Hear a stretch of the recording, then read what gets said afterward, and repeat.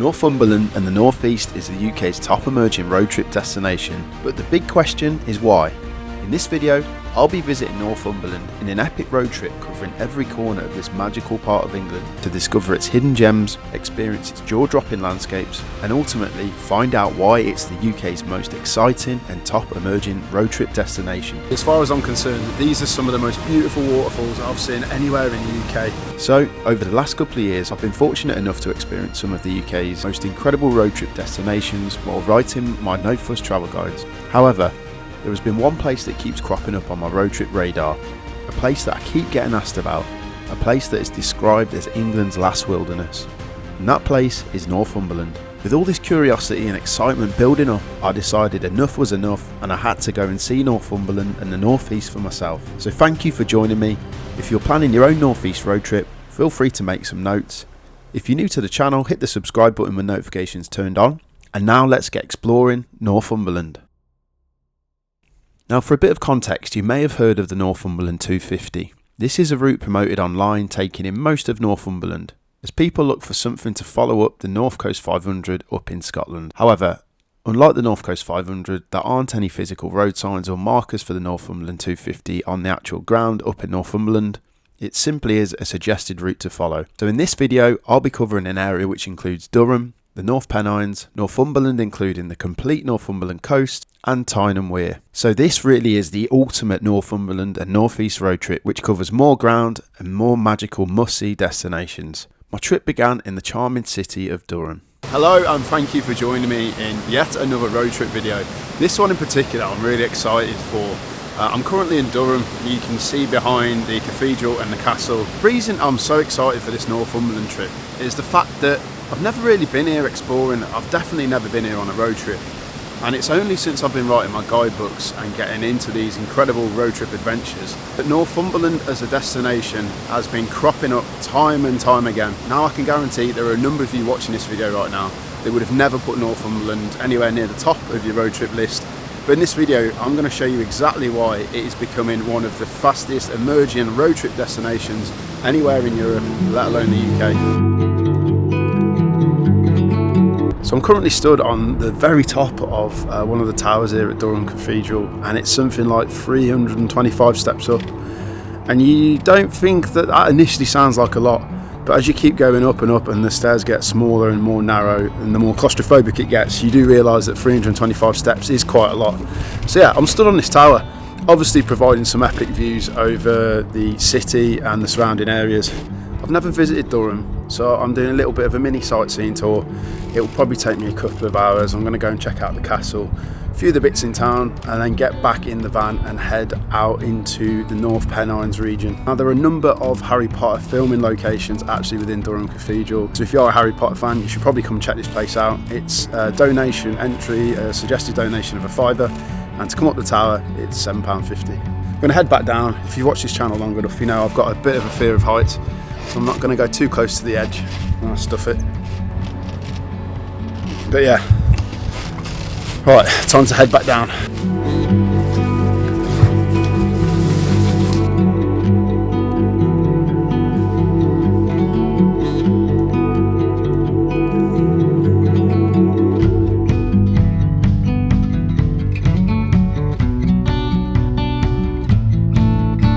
So I've just got back to the car park. This is the side gate car park, by the way.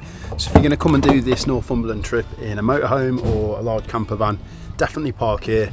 You can see the cathedral just in the background there, just a short distance into town. And of course, all of these locations and parking areas and car parks are going to be in the new Road Trip Northumberland guidebook, which I'm sure you'll see a little advert for later in the video. Anyway, we're going to get back on the road after our fleeting visit to Durham. We're heading to Bamburgh Castle and then out to the North Pennines.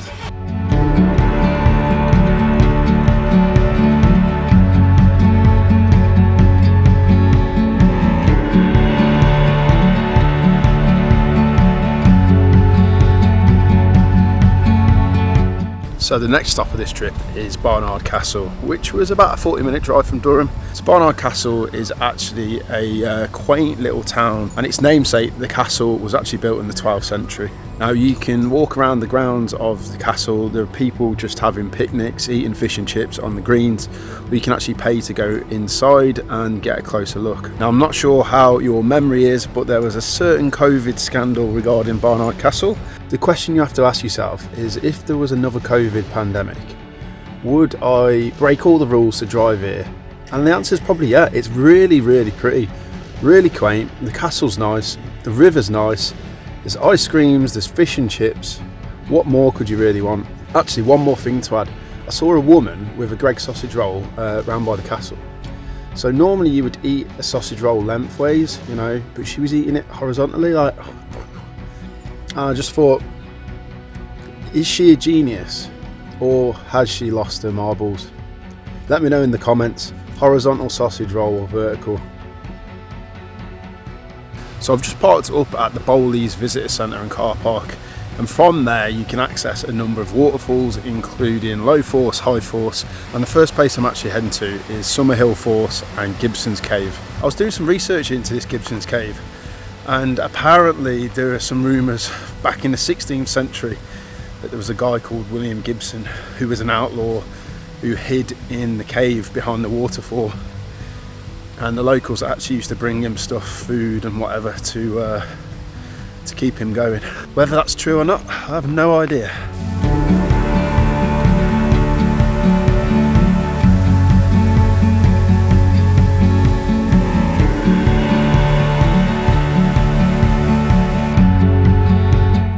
And for the first waterfall on this trip, I'm astonished, you know. The walk up here was beautiful, really easy, took max 5-10 minutes.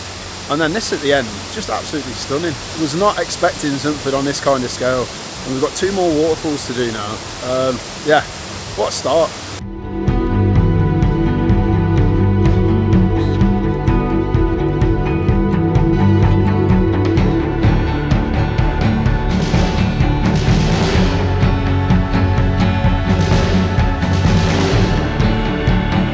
I've made the walk over to Low Force.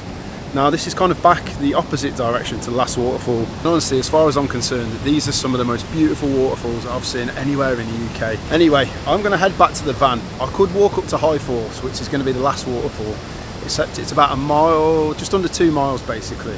So I'm going to go up to the Raby estate. I'm going to park there. I'll probably have to pay for that, but it's going to get me right to the waterfall. If the first waterfall was special, the second one was even more special, and maybe the third waterfall, High Force, will be the pick of the bunch. Let's go and find out.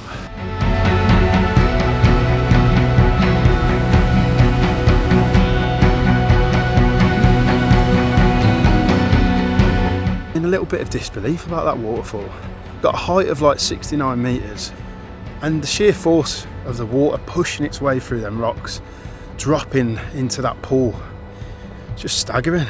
I have a sneaky feeling there's going to be a lot of places up in Northumberland, up in the North Pennines, that are like this. They're places that are just magical, places that aren't quite talked about as much as other places in the UK. And yeah, I can't wait for the rest of this trip, to be honest.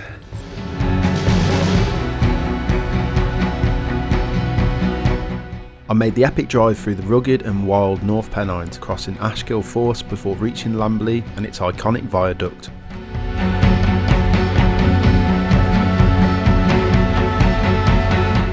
So I'm on top of the Lambley Viaduct right now, and as you can see, beautiful panoramic views of this valley out into the North Pennines. It's a pretty good view up here, and the one thing I will say, if you are afraid of heights, it's not that bad.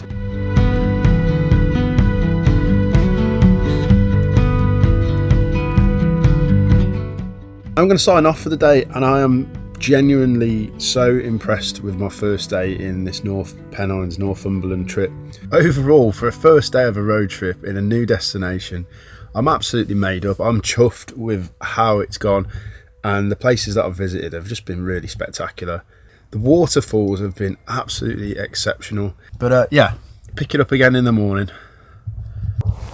Good morning, it's the second day on this Northumberland trip, and I'm actually at the Walltown Crags section of Hadrian's Wall. Now, I've just chucked my bucket out on yesterday's clothes. I haven't got showered or anything this morning, but I woke up and noticed there was a lot of low hanging cloud in some of the valleys. So I thought I'd drive straight here to see if I could capture any of this really cool atmospheric fog cloud, whatever you want to call it. Now, of course, there are multiple sections of Hadrian's Wall. It actually stretches 73 miles from coast to coast. Walltown Crags, this is the first section I've come to today, and it's one of the best to get some pretty cool photos. So if you're into photography, you might want to consider checking out this place. And I'm going to be making a couple more stops today. We've got the Sycamore Gap and one or two of the Roman museums that I'm going to try and explore. But yeah, for now, I'm going to try and get some cool shots of Walltown Crags, which I believe is one of the best preserved parts of Hadrian's Wall.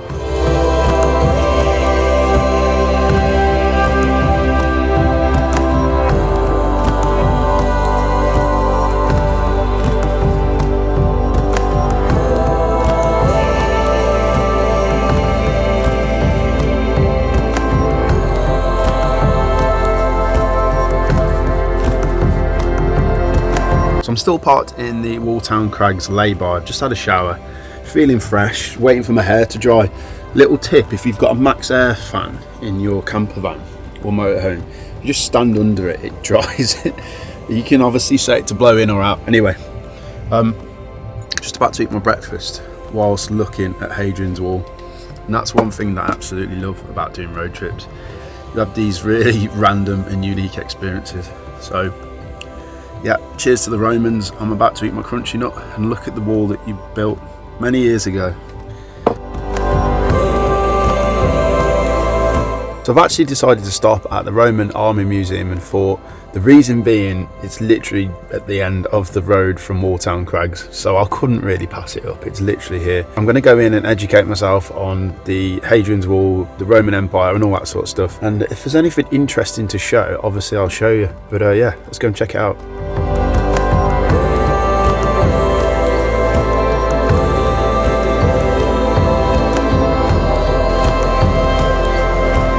Just visited the Roman Army Museum, and I'm actually so glad I did, because it just puts into context absolutely everything that you pretty much need to know about Hadrian's Wall, the reasons it was built and all that stuff. If you get a chance to come here, you've got to watch the video that plays every half an hour.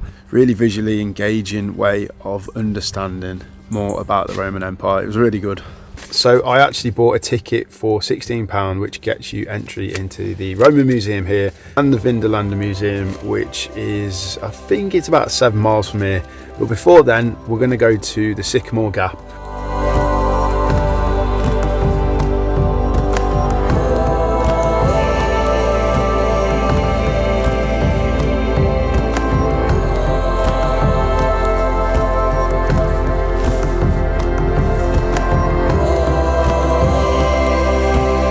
I'm just following Hadrian's Wall across Steel Rig. If you are wanting to do a bit of a hike of Hadrian's Wall, I'll definitely include this section. If you've got any level of fitness whatsoever, come and do this walk.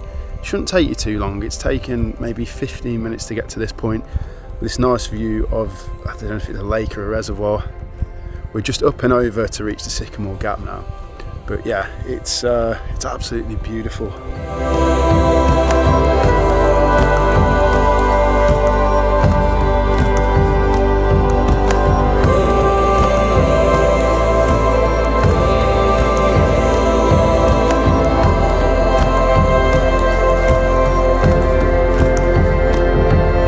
For the last hour I've been at Vindolanda, which is this pretty impressive excavated Roman fort.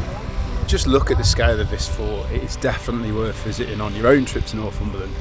I think it'd be a great one if you've got kids as well. Kind of brings the Roman Empire up in the northeast to life. And there's one thing that they've got at Vindolanda that they didn't have in the Roman days, and that's a cheese and onion pasty from the calf, which I have to say was delicious.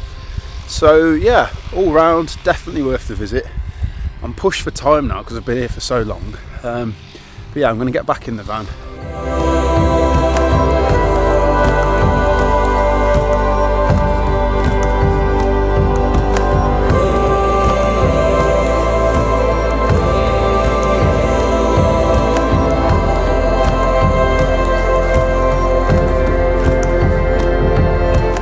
Okay, so we've parked up at the Kielder Forest Visitor Centre, which is also Kielder Castle. Now, it was an 18th century castle built by the Duke of Northumberland. To be honest, I could spend the rest of this video exploring the many mountain biking trails, the many walking routes around the lake, There's a Minotaur trail or maze for kids, and shortly what I'm actually going to be doing is the Kielder Forest Drive. Now this is a toll road that cuts across Kielder Forest. The road actually stretches for 12 miles. It costs £5 to go on the toll. Really want to take in the beauty of this part of Northumberland. The toll road's a great option. I think there's like a 15-mile-an-hour speed limit, just something to bear in mind. So behind is the Minotaur maze. So me and Jem are about to attempt it. I'm just going to let her lead the way. She seems to have a keen nose for finding things. Will she find the way out? Let's find out. Which way is it? That way. I'm not going to get through there, are we?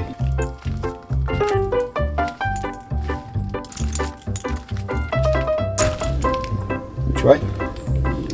That way. Come on then. So far so good. I think Jem's going to get us out of here in record time. Is it? Oh, good girl. Look at that. Straight through. Oh, there we go. Out the Minotaur maze. Well done, Jem. So after a short walk around, we've just got back to the van. We're about to do the Kielder Forest Drive.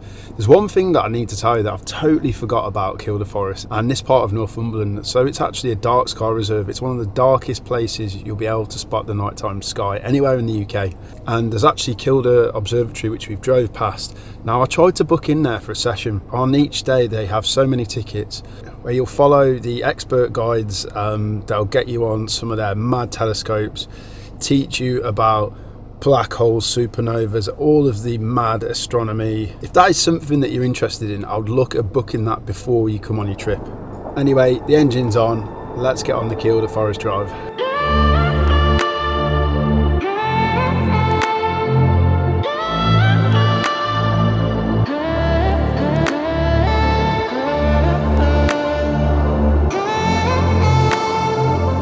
So this unusual thing behind me is Blake Hope Nick. Now this structure was actually designed by some Master of Architect students back in 2018, I think it was. It actually marks the halfway point of this Kielder Forest Drive. Now the little sign here you can see, it says we're at 1500 feet above sea level, which is 457 metres. Of course, being up here gives you these sweeping views across the moorland, and they are so epic.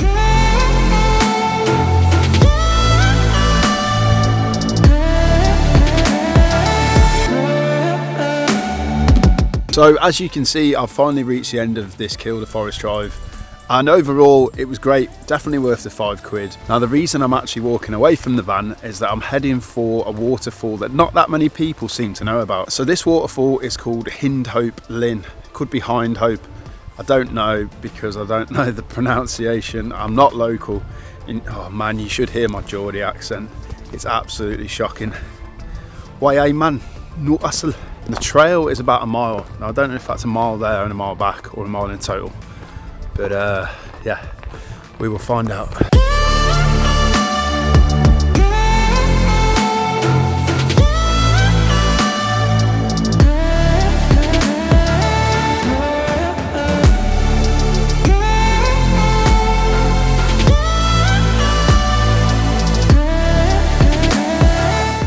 Over my left shoulder is Hindhope Linn. Now this waterfall wasn't actually that difficult to reach. It was probably about half a mile each way. See, when you get down here and look at this waterfall, you're going to be so impressed. At least I was. Not so much the height, the power, the sheer force of the waterfall. It's just so picturesque. It's lush green, it's covered in moss, lichen, there's fern surrounding it. Actually reminds me weirdly of some of the waterfalls in Bali in Indonesia. So my top tip, if you are going to do the forest drive, you have to come and do this. It's simple and easy to get to. Boy, does it make for one hell of a photo. It's absolutely mad to think that I'm 2 days into this Northumberland northeast trip, whatever I'm going to call it. And I've seen so much already, and there is so much more than this to come. We haven't even talked about or discussed getting to the coast yet. Before we jump straight into tomorrow's activities, you're definitely going to want to stick around with that. I'm just going to roll a little advert for my new Northumberland guidebook, which is going to be available when this video drops.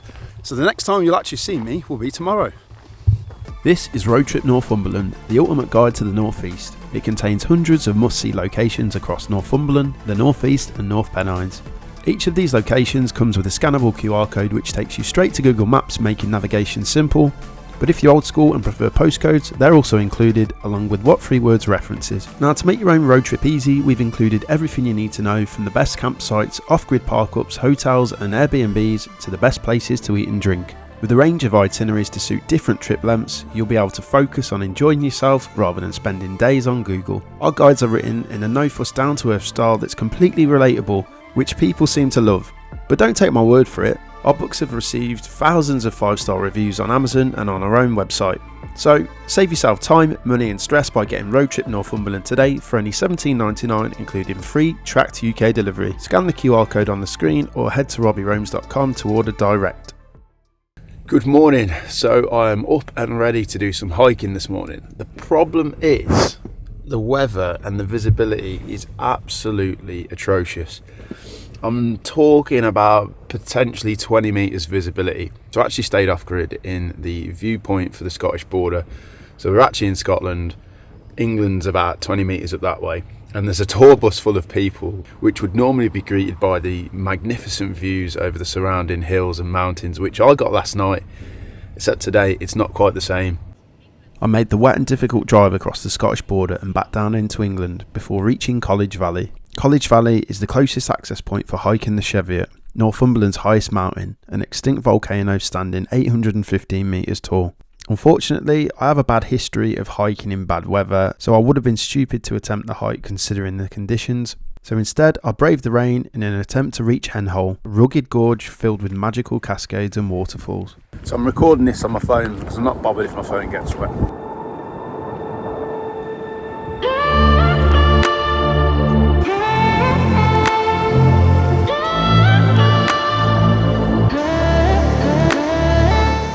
So I've been following this College Valley for around 40 to 45 minutes. I'm absolutely piss wet through. Got hair like Sonic the Hedgehog, but we're starting to come across some of these waterfalls now. Throwing back the weather, but this is some raw Northumberland beauty for you. So I finally made it. The waterfall behind me is Three Sisters. If you are coming to visit this place, you're going to need some decent walking boots. It's very boggy. There are some slippy rocks. It's not too difficult.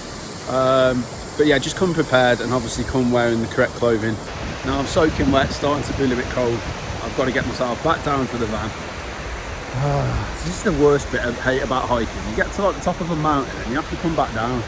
And coming down is always the worst. Yeah, let's get on with it. So close. Are you ready? I made a brief stop at Wooler, a town known as the gateway to the Cheviot Hills. It's a popular base for hiking and has several cafes and restaurants. I then decided to head to Cragside, an epic country house and grounds operated by the National Trust, offering me an escape from the rain. By the way, Northumberland has a fair amount of National Trust locations, so a monthly membership might save you a few quid. They're always a great rainy day option as well. So I'm just stood outside Cragside House. I've just had a little walk around there, and it was definitely giving me haunted mansion type vibes. If there was a murder mystery location that you could pick, it would be here. It was grand, spooky, terrifying. I would not like to be on my own in there in the dark. But yeah, if you've got a National Trust membership, there's all these incredible gardens. There's so much to do and see here. There's the visitor centre back down the other way where there's a cafe and tea room. And then you've got the main house here, which is definitely worth half an hour to an hour of your time, especially on a day like today if you're trying to get out of the weather. But yeah, very impressed with that place. Still pretty haunted by it, and I don't think I'd like to go back in there. So my final stop of today is a very, very exciting place. It's the Revolution laundry self-service thing.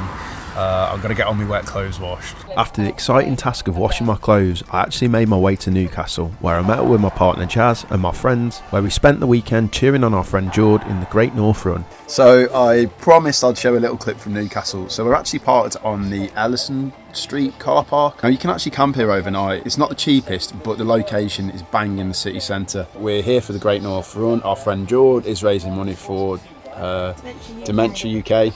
The vibe, the atmosphere, everybody we can hear along the road here with their pots and pans and cheering, it's pretty amazing.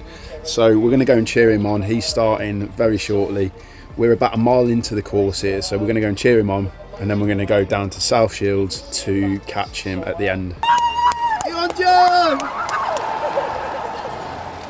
Go on, son!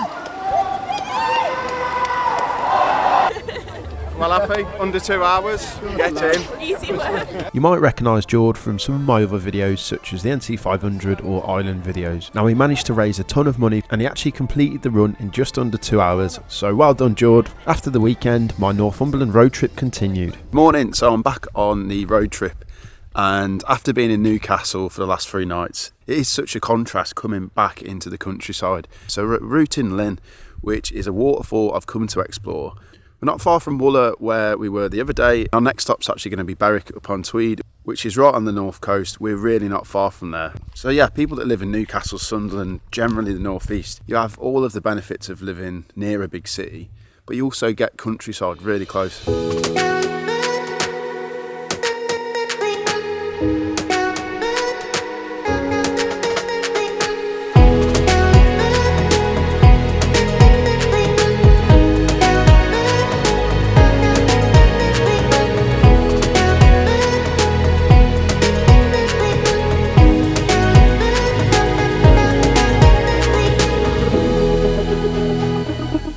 Stunning waterfall, and there's a number of caves and little nooks and crannies around. It'd be great for kids to explore. And I've been in an absolutely chaotic city of Newcastle over the weekend, so coming here, I'm the only person here, and because this one's a little bit of an unknown waterfall, it's not quite as publicised. The chances are you're probably going to have it to yourself. And again, another reason why Northumberland is so great. It's not quite as busy as other parts of the UK.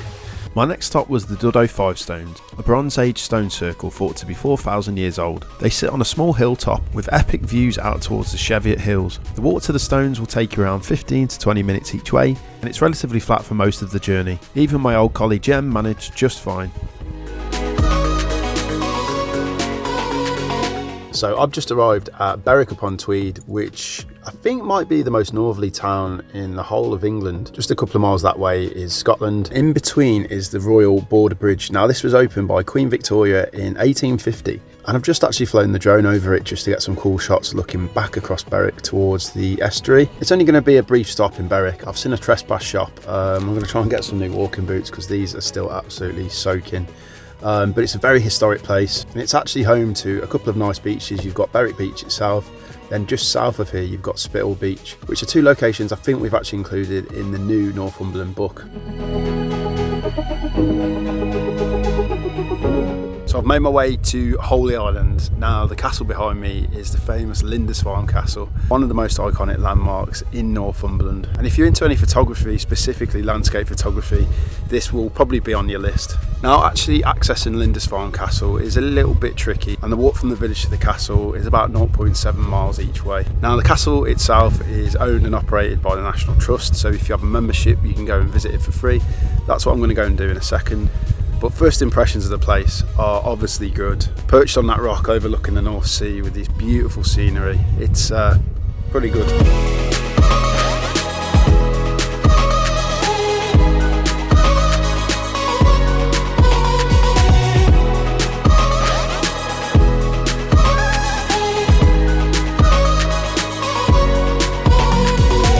I'm just making the walk back to the van, and I would have loved to stay for sunset.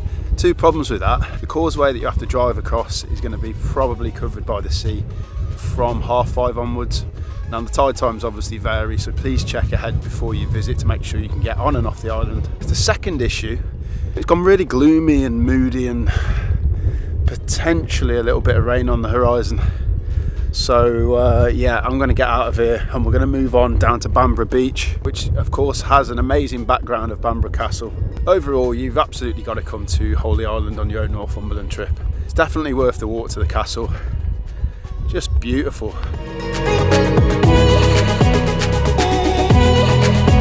So I've made the drive to Bamburgh. Now if you've done any Googling, any YouTubing on Northumberland before, Bamburgh Castle, which is this guy behind me, will probably be one of the first images that you see. Now I'm not visiting the actual castle itself today, it's closed for today, I'll be going there tomorrow. But I've come up to the northeast section of the beach, which gives you this incredible view back to Bamburgh Castle. Now if you're into landscape photography, or you just want to get a really cool photo on your smartphone, this is the part of the beach you want to come. There's some rocks down here that create an interesting foreground with the castle in the background. Now in the distance facing north I can see Lindisfarne Castle, And in between here and Bamburgh there is actually a really nice beach called Ross Beach. I haven't visited there on this trip, but it is a special one, so if you're beach hunting or you need something to fill out your itinerary, definitely stop there.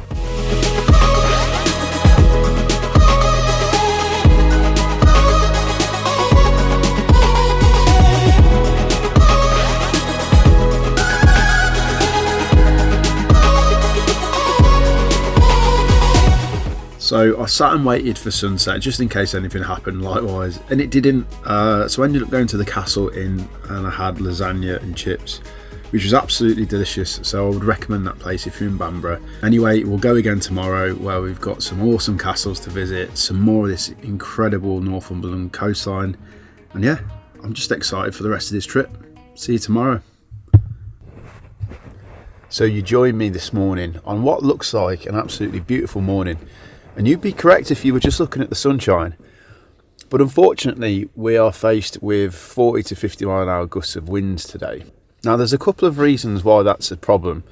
The first one is that Bamburgh Castle, which I'm just sat looking at now, and it's looking very grand this morning, unfortunately is closed today because of the high winds. The other reason it's an issue is that I was going to book one of the boat tours from Sea Houses.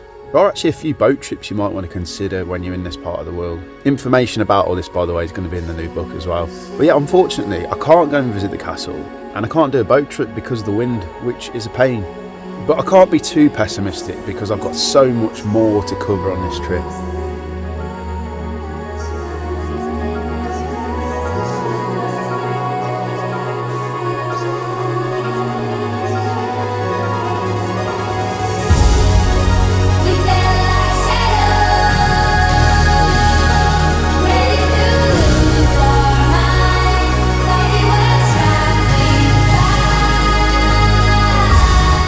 So I've made my way down to the beautiful Embleton Beach. Now in 2017, the readers of BBC's Countryfile magazine actually voted this the best beach in the whole UK. And probably half a mile away, just over my left shoulder, you can see the iconic Bamburgh Castle. We're going to be visiting there shortly, but for now, I'm just going for a little walk on this absolutely pristine beach. If you are coming to this part of Northumberland, this is one of the beaches you've just got to come and check out and see for yourself.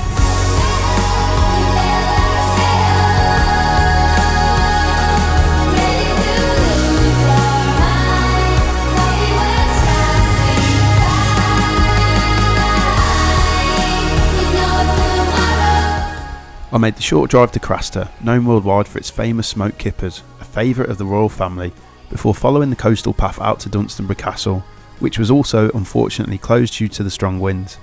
The coastline here is breathtaking, and Craster's quaint harbour should definitely be explored on any Northumberland trip.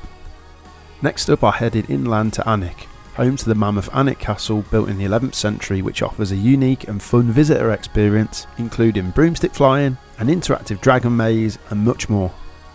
Harry Potter fans will absolutely love this place. It was the filming location for some scenes in the first two movies. I've just got back from Alnwick Castle, and I have to say the experience that I had there was pretty exceptional. The castle itself is a proper castle.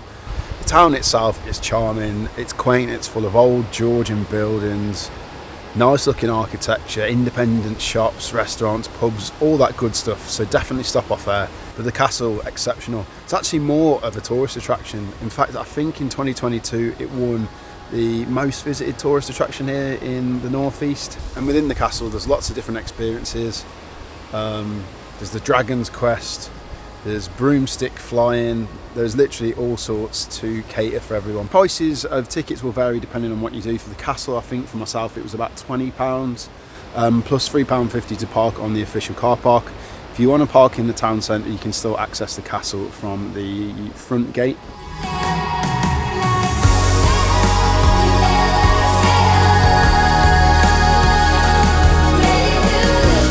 So believe it or not, I've made my way to, would this be the fourth castle today? I think it's the fourth castle. And this is Warkworth Castle, which dates back to 1189 originally. Now it's run by English Heritage, again it's not a National Trust one. Entry here is £8.60 for adults, and there are a number of interactive trails around the castle, shedding some light on its enormous history. And if you've never been to Northumberland before, the one thing you'll start to understand is how mighty these bloody castles really are. The nearby Warkworth Beach offers 2 miles of pure white sand. It's a fabulous place for an afternoon walk, so I decided to take Jem for a lovely stroll before making a stop at the seaside town of Amble. Amble's home to the annual Puffin Festival and the Amber Harbour Village, a collection of local shops, crafts and food sellers. We're now at the Drew Ridge Bay Country Park. Now this is an absolutely massive country park. There's a visitor centre, toilets, cafe, lots of walking trails, there's a huge lake, and I'm actually staying on the campsite here, which I'll show you shortly, but first I'm going to have a walk down to the beach. Drew Ridge Bay Beach is a mouthful. It's also 7 miles long, and like most of the beaches in Northumberland, it's completely dog friendly, and apparently there's some old World War II anti-tank blocks and pillboxes that you can go and find on the beach, so I'll take a look out for them.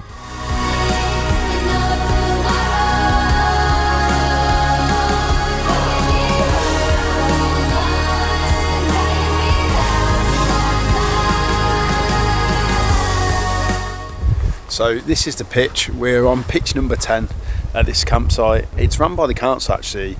You just basically pay online, you get a code to come in here. It was £30 for the night. It includes electric, there's an Alson point, place you can top up, showers, toilets, pretty much everything you need.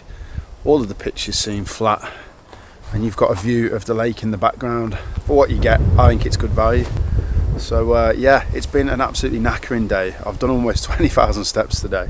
And I'm definitely coming down with some. I'm just going to rest up for the rest of the evening, and then tomorrow we'll go again and complete this Northumberland trip. I don't know if I'm going to do 1 or 2 more nights, but I'm looking forward to it either way. We'll see you tomorrow. Good morning. As you can tell by my hair, the bag's under my eyes, and probably the fact that I'm full of cold now. It's just gone 6:15. I've left the campsite and I've come back down to Drew Ridge Bay. Sunset is going to be in... Sorry, I just let a fly. So sunset this morning is at 6:30, and as there's not many clouds in the sky, it's going to be a good one. I haven't made a sunset properly on this trip yet, and if today is to be my last day, I thought, you know what, no better way than starting with a beautiful sunset over a beautiful beach. So that's what we're here for. So I'm just here waiting for the sun to rise above these pretty big clouds that are out to sea. I've just noticed, just out to sea, maybe a couple 100 metres, there was a big flock of seagulls or birds sort of hitting the water. And then I looked again and there was 2 dolphins kept breaching the water. And I was following them for about 5 minutes. Just an amazing experience. The sun's rising, dolphins putting on a show. And I feel like I've got this whole beach to myself. It's surreal, it's really surreal. I know getting up this early isn't for everyone, and it will vary depending on what time of year that you come to Northumberland, but dolphins and a sunrise, what more could you want for the last day of a trip? I'm feeling very content. I'm cold, and I've got a cold, but I'm feeling very, very content. Absolutely incredible.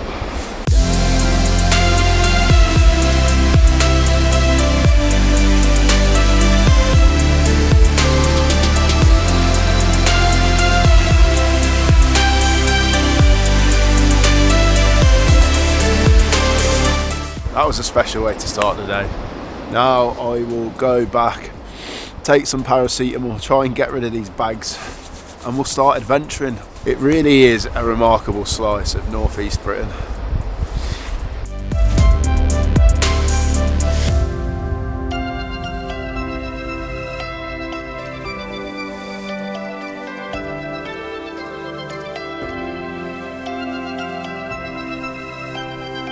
For my first/second stop of the day, I've made it to Blythe. Yeah, I've been and took Jem for a lovely walk across Blythe South Beach, and I have heard a few people bad-mouthing it in the past. And I have to say, my visit here this morning, I know the weather definitely helps. There is just something really nice about this place. As I just got back to the van, I was collared by a local couple who actually own the North Coast 500 book, so hello to you guys. Just having a nice chat with you, and you were pointing out St Mary's Lighthouse down by Seaton Sluice, which I'll be heading to shortly. Sorry I didn't get your names. You are local to the northeast. I know a lot of you guys do have my books. Obviously I know there are a lot of places that I haven't visited in this video, and most of them will be in the new Northumberland book. Anyway, we're going to continue heading south down this Northumberland coast. My next stop was the dramatic and grand Seaton Delaval Hall, a National Trust property just a couple of miles from Seaton Sluice. Now, I wouldn't say it was an absolute must visit, but it's definitely a great rainy day option, or if you have a National Trust membership. I continued heading south to St Mary's Lighthouse, which would usually make for a dramatic coastal photo. Unfortunately, they were painting the lighthouse when I visited, so the scaffolding didn't quite have the same dramatic look. and located just a mile or two from St Mary's is Whitley Bay, home to a 2-mile sandy beach. I made a brief stop here before continuing to Tynemouth.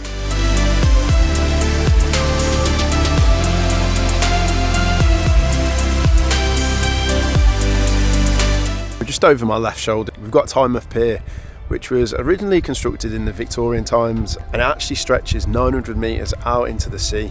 You can normally walk all the way up there, and it gives you some epic views looking back towards Alnwick Castle and Priory, which is just over my right shoulder. Unfortunately at the minute, the time of visit in September 2024, it looks like they're doing some work, so there is no public access onto the pier at the moment. So turning back the way, we've got Alnwick Priory and Castle. Now, this supposedly dates back over 2,000 years, and at one point it was one of the biggest castle fortified settlements anywhere in the northeast. I'm not going to visit the castle. I think I've done my fair share this trip, but what I am going to do is grab Jem. We're going to head into town, grab some fish and chips.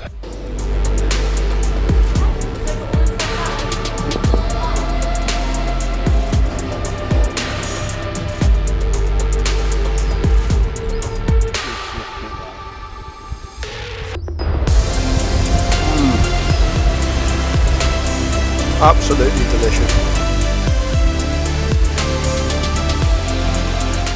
With a belly full of delicious fresh fish and chips, we made the drive through the Tyne Tunnel towards our final destination, the Angel of the North.